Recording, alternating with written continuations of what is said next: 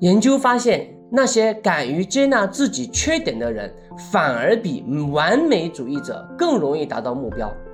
听起来很矛盾，实则不然。当你不再和自己为敌，所有的能量都会从内耗转向创造，这就是接纳自己的力量。今天我们来聊一聊接纳不完美的自己。你有没有发现，我们在照镜子时看到的自己跟别人眼里的自己是完全不一样的？这是为什么呢？因为我们在照镜子时看到的都是缺点。照镜子的潜台词是我脸上有没有脏东西，我妆化得好不好。我们几乎都是在对自己脸上的东西产生怀疑的时候，才会想起照镜子看一看。还有一点，由于我们在照镜子时离得比较近，导致我们的眼睛只能聚焦一个点，我们看到的更多是不如意的那个局部细节，而不是完整的脸。这就导致我们每天都在自我审判。我们为什么会如此抗拒真实的自己呢？这就要从理想自我开始说起。所谓理想自我，就是我们心中那个应该成为的样子，也是可以理解为父母期待的那个自己，拥有好的工作，从容的心态，符合社会审美的外表，和一个幸福的家庭。这个理想自我时刻在丈量现实自我的糟糕。心理学有一个理论叫自我一致论。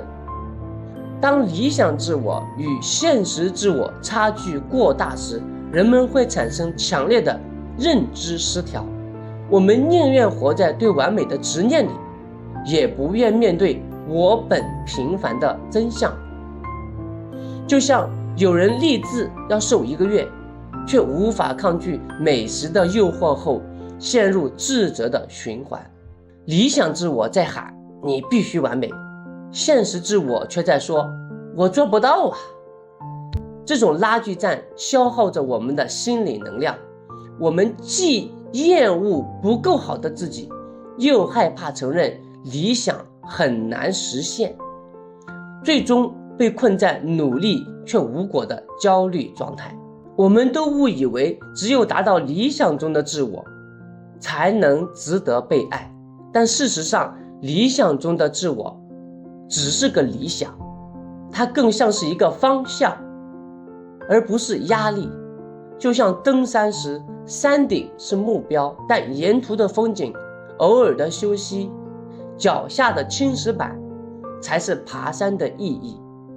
自我接纳的智慧是让我们看清楚我们心中的那个样子，而此刻我们正在向它靠近。接纳不完美的自己，不是要你爱上自己的缺点，而是让你明白这个缺点它不是全部，不完美才是真正的完美。正是因为各种各样的不完美，才有了形形色色的人们，才有了我们这个多元化的社会。接纳不完美的自己，是不是就等于躺平了呢？反正我已经这样了，努力也没有结果，干脆不如放弃。这种想法不是接纳自己，是放弃自己。接纳不完美的自己，是当你犯错的时候，不是说我不行，而是说谁都有失手的时候。这份体谅会瓦解自我批判的坚冰，让你看清楚你只是这一刻失败了，而不是你整个人生都失败了。你不再因为局部的不完美而否定整体的价值，同时对自我的接纳也能唤醒自我意识。就像夜晚散步时，柔和的月光会照亮路边的石子与花朵，而非聚焦某一处瑕疵。当你带着善意审视自己，既能觉察性格里的短板，也能看见隐藏的微光。这种全面的整体的觉察会让你更清楚我是谁，我将要去哪里。当你体验过自我接纳的温暖时，你会更容易体验到他人的窘迫，就像淋过雨的人会想为别人撑伞。接纳自己的人在生活里往往带有共情能力，没有人是完美的，他也会犯错。